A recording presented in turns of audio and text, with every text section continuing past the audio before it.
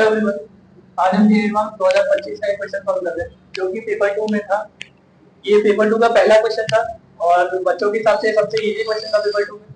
ये क्वेश्चन हमारे chapter units dimension से आता है, तो देखते हैं हमें क्या निकलना है।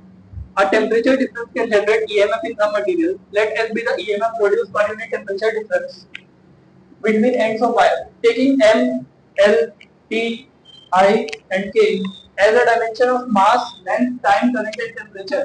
The dimensional formula of Z equal to S square sigma by K. ये क्वांटिटी है जिसका हमें डायमेंशन निकालना है। जो S का मतलब हमें ऊपर दिया है EMF produce per unit temperature, sigma का मतलब भी हमें दिया है इलेक्ट्रिकल कंडक्टिविटी और K का मतलब भी दिया है थर्मल कंडक्टिविटी।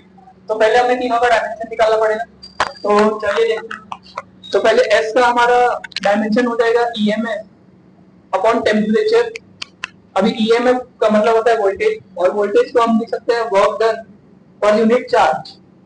वर्क डन का डायमेंशन होता है M1 L2 T-2, चार्ज का डायमेंशन होता है I1 T1 और टेम्परेचर का हमारा डायमेंशन होता है K1। तो हमें S का डायमेंशन क्या मिल रहा है? हमें S का डायमेंशन मिल रहा है M1 L2 T-3 I-1 K-1। हमें S का डायमेंशन मिल रहा है। अब हमें सिग्मा का डायमेंशन निकालना है जो कि है हमारा इलेक्ट्रिकल कंडक्टिविटी। तो सबसे पहले हम रेजिस्टेंस का डायमेंशन निकालते हैं। हमें पता है कि H = I2RT होता है। H = I2RT होता है। तो यहाँ से हमें R का डायमेंशन क्या मिल रहा है? H/I2 × T ये मिल रहा है। तो हमारा डायमेंशन हो जाएगा M1 L2 T-2 divide by I2 × T1, मतलब M1 L2 T-3 I-2। अब हमें ओम्स लॉ पता है। ओम्स लॉ से हम क्या बोल सकते हैं? R = ρL/K होता है। मतलब हमें पता चल रहा है जो रो का डायमेंशन होगा वो होगा रेजिस्टेंस इनटू लेंथ।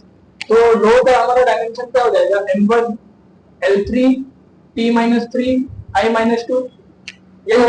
अब यहाँ से हमें सिग्मा का डायमेंशन मिल रहा है। सिग्मा का मतलब होता है 1 रेजिस्टिविटी जो कि हमारा हो जाएगा M-1 L-3 T3 I2।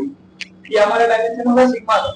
और लास्ट हमें K का डायमेंशन निकालना है। तो हमें फॉर्मूला पता है delta Q by delta T equal to K delta theta into A by L।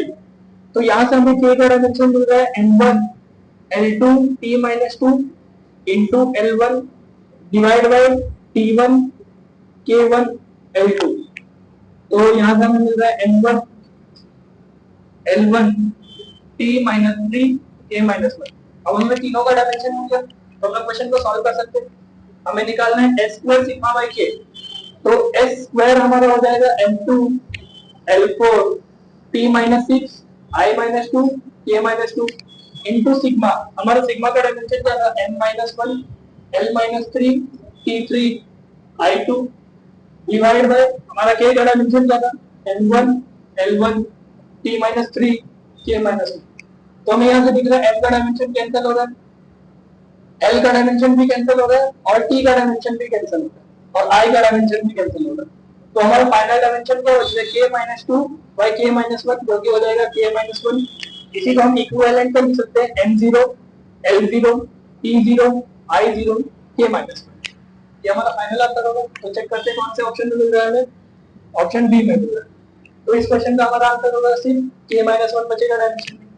तो ऐसे ही डिटेल सॉल्यूशन के लिए हमारे साथ बने रहे। हमारे चैनल को लाइक करें, सब्सक्राइब करें, शेयर करें। Thank you.